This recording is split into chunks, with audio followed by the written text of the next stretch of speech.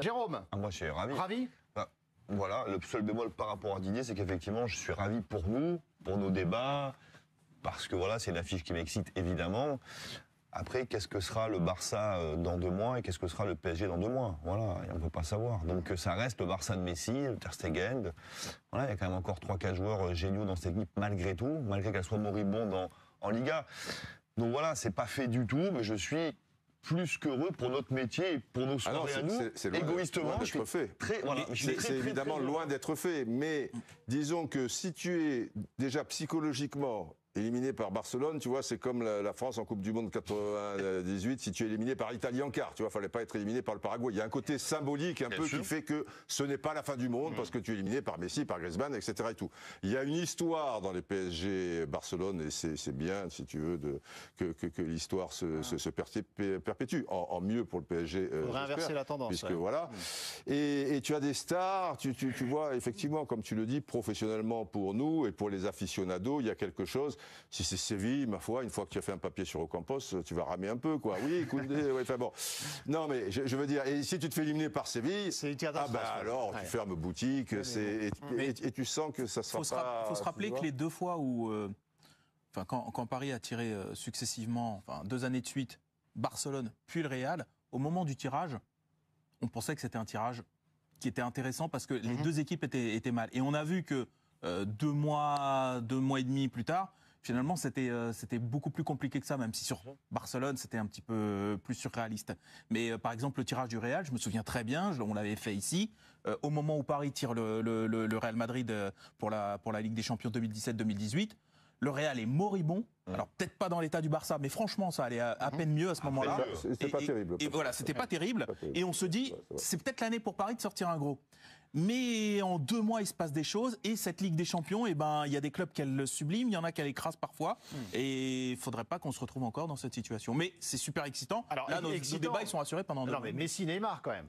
Mais bien sûr. Messi et Neymar vont se retrouver. Lui qui voulait le faire venir ou pas, si on a va le faire venir au parc. Au PSG. Donc voilà, Neymar va accueillir Messi au parc. S'il est rétabli, le retour, dans un match de ce niveau, le retour de Neymar au Nou Camp avec le PSG, il n'y a pas eu?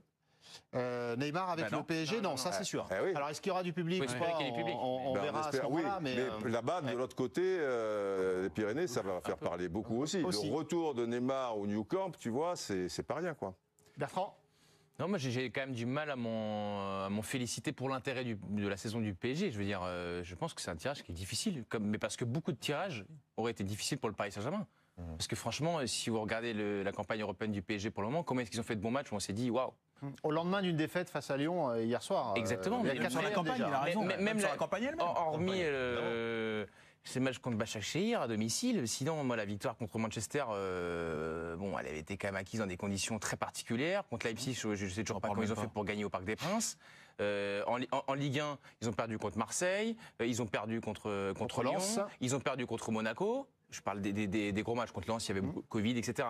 Donc, à l'heure où on se parle, effectivement, le Barça est moribond. Chaque fois qu'on voit le Barça, on est déçu. Mais Barcelone doit se dire la même chose. Qui est dans le pire état, Barcelone ou le PSG? Doivent se dire la même chose par rapport au PSG. C'est plutôt une bonne affaire. Je pense que le Barça est confronté à une adversité supérieure un peu chaque week-end. Le Paris Saint-Germain, très souvent, on parle du niveau de notre championnat souvent, Didier, c'est très faible la Ligue 1. Et même dans ce championnat faible, ils ont réussi quand même déjà à perdre 4 matchs sur 14.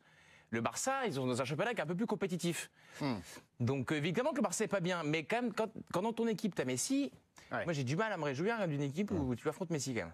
Demain, vous verrez le FC Séville avec Sébastien et Raphaël au commentaire, donc pour la Coupe d'Espagne. Et puis le 13 janvier, notez-le, la Super Coupe d'Espagne sera également à suivre sur la chaîne L'Équipe. Le foot espagnol qui arrive en force. 13 janvier, la Super Coupe d'Espagne avec le Barça. On verra pour son adversaire. Mais le 13 janvier, donc, le Barça, vous pourrez le voir en clair en Super Coupe sur la chaîne L'Équipe. Qui est dans le pire état, Sébastien, qui a le plus à redouter de ce tirage? Paris ou Barcelone, vu le contexte actuel? Je pense que pour Barcelone, c'est quand même un très mauvais tirage. Oui, bien sûr, mais Barcelone va... Je suis d'accord avec ce qui est dit par Bertrand. Bien sûr que la concurrence étant différente, il faut nuancer les difficultés de Barcelone. Mais Barcelone va mal, très mal, parce qu'à ce qui se passe sur le terrain, s'ajoute une crise de gouvernance qui est supérieure à celle du Paris Saint-Germain, comme quoi tout arrive. On va arriver en février, au moment où il y aura les élections, il va y avoir beaucoup de tensions, beaucoup de mauvais coups, parce qu'à Barcelone, une élection à Barcelone à la présidence, c'est une élection politique, voire pire. C'est-à-dire que là, tous les coups sont permis. Donc, il va y avoir beaucoup de déstabilisation. Barcelone va très très mal. Mais à un moment, si jamais, je ne sais pas, si Messi décide de faire un footing au lieu de marcher, peut-être que ça sera différent. S'il court, je vous en parle même pas.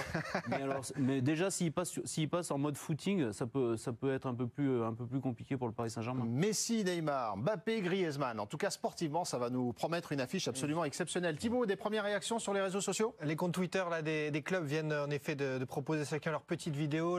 Nous affronterons le Barça en 8e de finale. Déjà, une pluie de commentaires parce qu'en effet, les fans de foot, les supporters, ils sont comme des dingues. Le PSG a déjà donc finalisé cette petite vidéo avec le visuel à la fin du FC Barcelone. Du côté du Barça, on a fait plus classique, en photo, avec uniquement des joueurs du Barça, focalisés donc sur le FC Barcelone. Et en effet, beaucoup de messages. Le duel résumé avec Messi et Neymar, ici que vous voyez, le Bleacher Report qui a déjà posté une photo. Donc voilà, ça y est, ça commence à s'écharper et à se rappeler au bon souvenir du 6-1. Alors, vous êtes le premier à y être allé, c'est vous qui avez osé le premier. La fameuse remontada, ce sera les retrouvailles pour la première fois. Pour les dates, c'est calé déjà. Les dates ? Parce qu'il y a pas encore. Les dates, on va les connaître un tout petit peu plus tard. Ça aussi. Mais 16-17 février ou 23-24 février pour les retrouvailles. Paris a un gros mois de février. Ouais. Très Ce qu'on sait quand même, c'est que le PSG reçoit au retour. Au retour. Contrairement à bien souvent contre eux. C'est l'avantage de finir premier. Les deux fois où on est éliminé directement, une fois avec Ancelotti, quand on mène 1-0 avec Pastore et puis la fameuse remontada, le retour, c'est là-bas. Bertrand ? Je trouve que dans l'histoire récente du Paris Saint-Germain, cette année est particulière de par la situation contractuelle des deux stars de cette équipe, Neymar et Mbappé, dont le contrat arrive à échéance un an après. Là où le Barça a une Juin assise... 2022, oui, pour être précis. Exactement, a une assise évidemment dans l'histoire beaucoup plus importante. Là, tu te dis quand même, et ça aurait été valable pour d'autres tirages, puisque à mon sens, hormis Porto, etc., il y a peu de tirages, je pouvais te dire, quasi sûr le PSG en quart. Même si maintenant, chez chaud crin l'eau froide, même contre Porto, on peut se dire avec Paris, tout peut arriver. Mais là potentiellement, si ça tourne vinaigre, là où Didier, c'est là où je suis pas exactement d'accord avec Didier, il dit si tu te fais éliminer par le Barça, c'est un gros club, etc., c'est pas honteux. Évidemment, c'est pas honteux. Mais le problème, c'est si tu sors en 8e, comment est-ce que tu réussis à convaincre Mbappé et Neymar de s'inscrire sur la durée dans ce club-là? Très difficile. Neymar, on peut en discuter. Peut-être davantage. T'as raison sur Neymar, à modérer. Mais économiques qui font qu'il n'y aura peut-être pas beaucoup de monde qui pourra lui offrir ce que lui offrira le Paris Saint-Germain. Parce que contre le Barça, tu peux sortir. Et Mbappé, comment tu vas l'expliquer qu'il faut qu'il reste dans ce club-là si tu te fais éliminer en 8e par le Barça? Non, mais ce que je veux dire, si tu rencontres Séville, qui est mais t'as plus de chances de passer sensiblement le même niveau que Barcelone, hein, je veux dire, à peu de choses près. Enfin, c'est une équipe très difficile à jouer, très bonne équipe, très compliquée. Même ponctuellement. Après, évidemment, tu en prendras plein la gueule, mais tu en prendras moins plein la gueule, mais tu pars pas avec cet esprit en disant bon, c'est bien comme ça, on n'en prendra pas plein la gueule. Tu pars de l'esprit de te qualifier, bien évidemment. Mais c'est toujours mieux de se faire éliminer, si tu te fais éliminer, par un gros que par un parce qu'en fait, historiquement, si on regarde en termes de standing, de club, je ne parle pas de valeur d'équipe, parce qu'on va me dire Manchester United, mais en prestige de club, ils ont à ma connaissance, pas été sortis par un club vraiment d'un standing très en dessous du leur. Quand bien même, voilà exactement ce type d'équipe, et je mets un peu Séville dans cette gamme-là. Paris, normalement, à la marge et passe et a ce savoir-faire-là.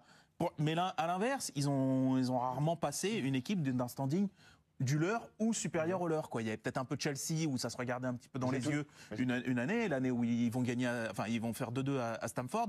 Mais voilà, et là-dessus je comprends Didier, c'est-à-dire qu'il y aurait cette espèce de déclassement officiel quasiment, c'est-à-dire que tu perds contre Séville, je veux dire.